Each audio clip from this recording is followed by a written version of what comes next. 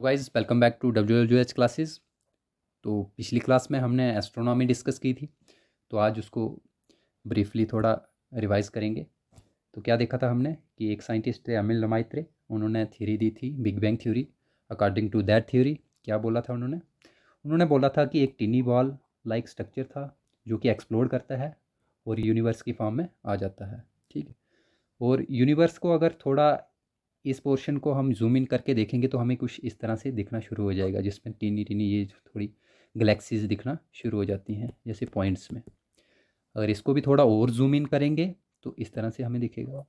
इसको भी zoom in करेंगे तो हमें ये गैलेक्सी दिखना शुरू हो जाएगी। ये कौन सी गैलेक्सी है? मिल्की वे गैलेक्सी।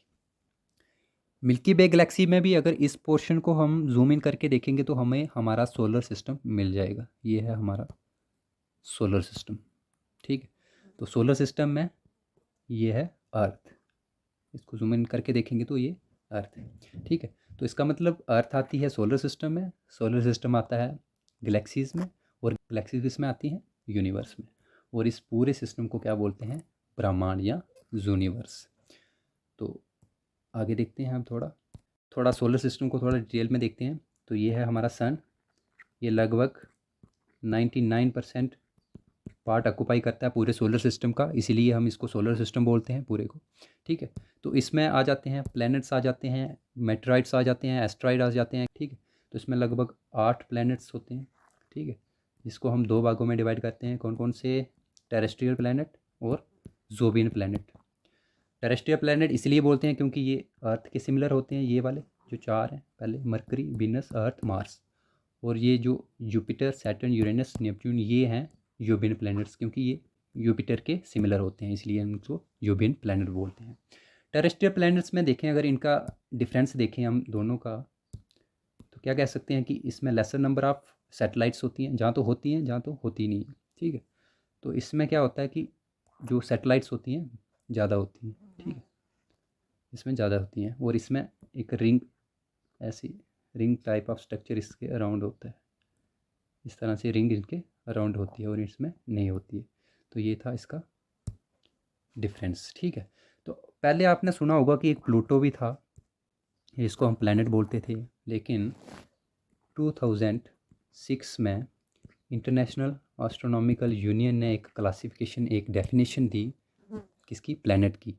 उन्होंने बोला कि प्लैनेट अगर 3 कंडीशनों को फॉलो करेगा तभी उसको हम प्लैनेट बोलते हैं। कोई भी सेलेस्टियल बॉडी अगर फॉलो करेगी 3 कंडीशनों को, क्या क्या क्राइटेरिया था? क्या 3 क्राइटेरिया थे? वो क्राइटेरिया ये था कि वो सन के अराउंड रिवॉल्व होना चाहिए, हाइड्रोस्टैटिक उसका इक्विलिब्रियम होना चाहिए, उसकी बॉडी जो है राउंड होनी चाहिए, और जो उसका ऑर्बिट है वो क्लियर होना चाहिए। ठीक है। उसका ऑर्बिट जो है ना, जिस ऑर्बिट में वो रिवॉल्व करता है, वो भी क्लियर होना चाहिए। लेकिन जो प्लूटो था वो 2 कंडीशनों को, पहले 2 कंडीशनों को फॉलो करता था, लेकिन जो तीसरी कंडीशन थी उसको वो फॉलो नहीं करता था। वो तीसरी कंडीशन क्या थी? कि जो उसका ऑर्बिट है वो क्लियर होना चाहिए, लेकिन उसका ऑर्बिट क्लियर नहीं था। जो कि ये नेपच्यून प्लैनेट है, इसका भी इन्फ्लुएंस था प्लूटो पे, और जो इसका ऑर्बिट था वो भी क्लियर नहीं था, कुछ गैसेस इसको इंटरप्ट करती थी। तो इसकी वजह से इसको ड्वार्फ प्लैनेट बोल दिया गया। ठीक है। दर्जा मिल गया इसको ड्वार्फ प्लैनेट का। अगर हम देखें सन की लाइट अर्थ में पहुंचते तक कितना टाइम लगता है, तो ये लगभग लगता है 8.3 मिनट। ठीक है। अगर लाइट 3 लाख किलोमीटर प्रति सेकेंड से की स्पीड से चलेगी तब। ठीक है। तो इतना दूर है हमारा सन हमारी पृथ्वी से। तो ये आप देख सकते हैं सन की लोकेशन। तो अगर और फर्दर हम इसमें देखेंगे तो इसमें क्या देखेंगे कि देखते हैं डे और नाइट कैसे होते हैं। ठीक है। ये जो हमारी पृथ्वी है अगर सन की ओर है, इसका पोर्शन जो सन की ओर है उसमें होगा डे, और जो सन की ओर नहीं है, जो बैक साइड है सन के, उसमें होगा नाइट। इसको थोड़ी डिटेल में देखते हैं। जैसे कि ये देख रहे हो आप। ठीक है। इसमें देख रहे हो ये वाला पोर्शन क्या होगा?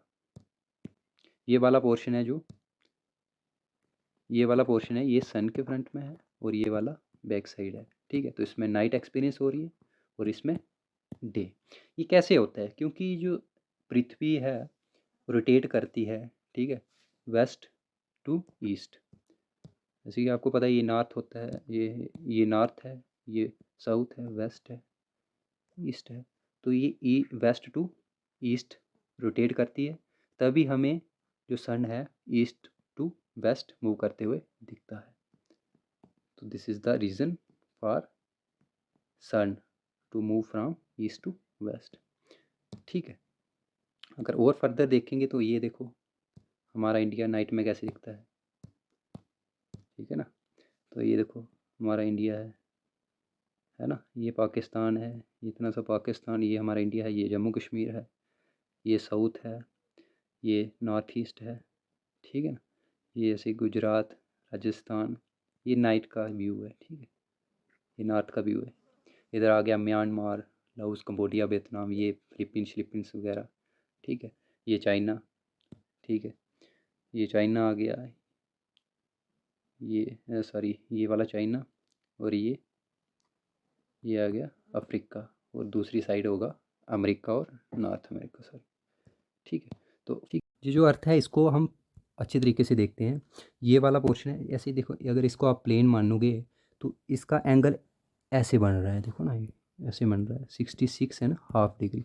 अगर ऐसे होगा बिल्कुल सीधी होती तो ये 90 डिग्री का बनना था, लेकिन ये थोड़ी बेंड है, इस तरह से बेंड है, तो इसका एंगल बन रहा है 66.5 डिग्री। इसका मतलब 23.5 डिग्री ये बेंड है। ठीक है, इधर से इधर तक 23, और ये बन जाता है एंगल 66.5 डिग्री का एंगल बन जाता है। ठीक है, तो पृथ्वी को फर्दर भाग में डिवाइड करें हम तो ये इसको हम डिवाइड कर सकते हैं इक्वेटर में, ये इक्वेटर में। इक्वेटर इसको इसलिए बोलते हैं क्योंकि ये इक्वल हाल्फ्स में डिवाइड करती है पूरी पृथ्वी को। ठीक है, इसको इक्वेटर बोलते हैं, जहाँ 0 डिग्री। ठीक है, और ये जो 23.5 डिग्री है इसको बोलते हैं ट्रॉपिक ऑफ कैंसर, ये जो नॉर्थ में है। और जो साउथ में है 23.5 डिग्री में, इसको बोलते हैं ट्रॉपिक ऑफ कैप्रिकॉर्न। ठीक है, जो सन की रेज होती हैं वो डायरेक्ट, जैसे डायरेक्ट कंटेक्ट होता है ना, जैसे टॉर्च होती है उसकी डायरेक्ट लाइट पड़ती है जिस पोर्शन पे, वो उसमें ऐसे ऐसे दिखता है हमें। तो इसका भी सेम ही है, जैसे कि सन की रेस डायरेक्ट पड़ती हैं उधर गर्मी हो जाती है, डे हो जाता है डायरेक्ट। जहाँ पे तिरछी पड़ती हैं उधर विंटर हो जाता है। ठीक है, ये पोर्शन इसको समझते हैं थोड़ा डिटेल में। जैसे कि जो सन की रेज हैं ये मूव करती रहती हैं अकॉर्डिंग टू अर्थ। जैसे कि अगर अर्थ की पोजीशन के हिसाब से ये मूव करती रहती हैं from this portion to this portion, tropic of Capricorn to tropic of Cancer, और इस तरह से मूव करती रहती है। तो इसको भी, तो अगर सन की रेज ऐसे हैं तो डायरेक्ट कहाँ पड़ रही है, साउथ में है ना, आर्कटिक अंटार्कटिक पोल में। तो इसमें 6 महीने के लिए डे हो जाएगा, और इसमें 6 मंथ के लिए नाइट। तो इसमें इस पोर्शन में सर्दी और इस पोर्शन में गर्मी हो जाएगी, अगर इस तरह से पड़ेंगी रेज। अगर पृथ्वी की पोजीशन इस तरह से, अगर पृथ्वी की पोजीशन इस तरह से है तो ये है सन, है ना। तो सन की रेज कहाँ पड़ रही है, इस तरफ। तो इसमें 6 मंथ के लिए डे हो जाएगा, और इसमें 6 मंथ के लिए नाइट हो जाएगी। तो इसमें समर और इसमें विंटर हो जाएगा। ठीक है, ये होती है गर्मी सर्दी का कंसेप्ट, ये था। तो आगे देखते हैं हम फर्दर। अर्थ को पूरा एक चक्कर काटने में टाइम लगता है, इस तरह से काटती है ना पूरा चक्कर, तो इसको टाइम लगता है लगभग 365 डेज एंड 1/4, इतना टाइम लगता है। ठीक, लगभग 665 दिन 6 घंटे, इतना टाइम लगता है। इसी वजह से हर 4 साल के बाद एक लीप ईयर आता है। ठीक है, तो अब हम देखते हैं कि ये इक्विनॉक्स क्या होता है, सोलिस्टिस क्या होते हैं। ठीक है, जैसे कि ये विंटर सोलिस्टिस देख रहे हैं आप, तो इसमें क्या होगा कि जो नाइट होती है वो बड़ी होती है, और जो दिन होता है वो छोटा होता है, क्योंकि ये रेज इसकी डायरेक्ट कहाँ पड़ रही हैं, साउथ पोल में, है ना, इस तरह पड़ रही हैं डायरेक्ट। तो ये वाला एक्सपीरियंस करेगा विंटर, और ये वाला समर। ठीक है, तो इसी तरह से जैसे कि ये वाला पोर्शन है, इसमें क्या होगा 6 महीने के लिए नाइट, और इसमें 6 महीने के लिए दिन हो जाएंगे। तो इसमें गर्मी और इसमें सर्दी हो जाएगी, तो इसमें विंटर सोल्स्टिस बोलते हैं इसको। क्या बोलते हैं, विंटर सोल्स्टिस। तो ये आता है 21 या 22 दिसंबर को, ये आता है इसमें। ठीक है, तो फिर और देखते हैं। तो ये समर सॉलिस्टिस कब आता है, तो इसमें क्या होता है पहले ये देख लेते हैं।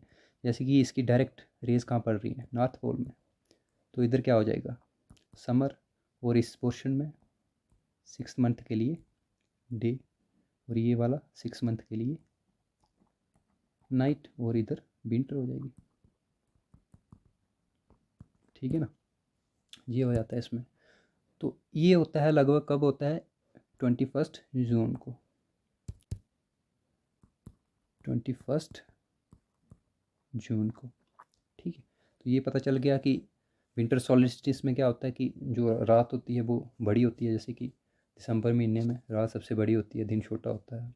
उसी तरह जून महीने में दिन बड़ा होता है और रात छोटी होती है।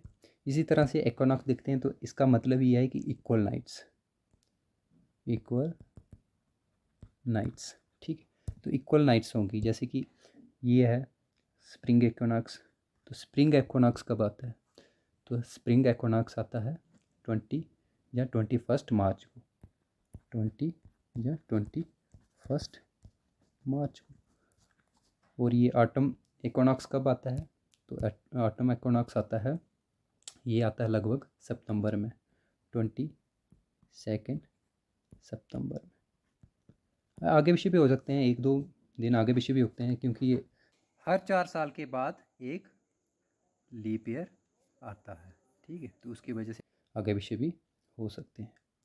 तो आगे देखते हैं, जैसे कि ये देख रहे हैं आप, डायरेक्ट सन की रेज कहाँ पड़ रही हैं, इक्वेटर में, तो ये क्या होगा, इक्विनॉक्स होगा, बराबर नाइट और बराबर दिन होंगे, दिन और रात बराबर होते हैं। ठीक है ना, इधर होता है सन की रेज कहाँ से कहाँ मूव करती हैं, इधर से इधर, अगर इधर पहुँच जाती हैं, अगर डायरेक्ट रेज इधर पड़ती है अगर इसकी, तो इधर क्या होना था, सोलिस्टिस होना था ना, ये होना था समर सोलिस्टिस, समर सोलिस्टिस। ठीक है, अगर इसकी रेज डायरेक्ट इधर पहुंच जाती है, अगर डायरेक्ट इसकी डायरेक्शन की वजह से इधर पहुंच जाती है, तो इधर क्या हो जाना था, विंटर सोलिस्टिस। तो ये है इसका डिफरेंस।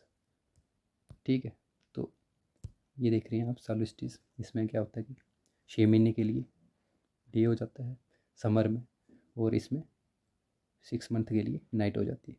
तो ये मैंने आपको पहले ही बताया था, जैसे ये इक्वेटर है, सॉरी ये इक्वेटर है, ये ट्रॉपिक ऑफ कैंसर है, ये ट्रॉपिक ऑफ कैप्रिकॉर्न है, ये आर्कटिक सर्कल है, और ये अंटार्कटिक सर्कल है। ये 66.5 डिग्री में आता है, और ये वाला पूरा अगर देखा जाए तो इसको 90 डिग्री में। ठीक है ना, तो इधर वाला भी, ये भी पूरा 90 डिग्री में। लेकिन ये अगर इधर इतना एंगल बनाएगा तो ये कितना बनेगा, 66.5 डिग्री। तो इसी तरह से ये एंगल बनाते हैं। ठीक है, जैसे कि देखो विंटर सॉलिस्टिस में क्या होता है, आपने भी देखा होगा, एक्सपीरियंस किया होगा कि सूरज इस डायरेक्शन से राइज होता है और ऐसे ऐसे ऐसे यहाँ पे सेट हो जाता है। फिर अगर एक्वानॉक्स में इस तरह से ये इधर इधर थोड़ा और ऊपर दिखता है, हमें और ऊपर की तरफ दिखता है। जब समर सॉलिस्टिस आता है, जब मतलब कि दिन बड़े होते हैं रात से, सबसे बड़े होते हैं दिन, तो तब क्या होता है, ये सबसे ऊपर हो जाता है, फिर से ये नीचे आना शुरू हो जाता है जैसे। आई होप आपको सारा कुछ समझ आ गया होगा। ठीक है, वीडियो अच्छी लगी होगी तो लाइक कीजिए, शेयर कीजिए, सब्सक्राइब कीजिए। ठीक है, ओके।